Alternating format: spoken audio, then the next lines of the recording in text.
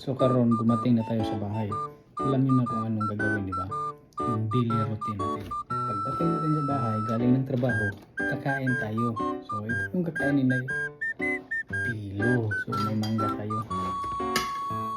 At saka ito yung carb.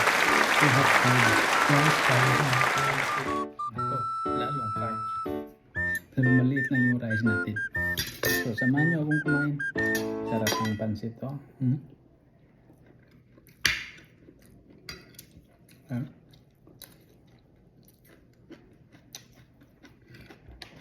Mukbang tayo. May mangga tayo. Oh my God. Sarap.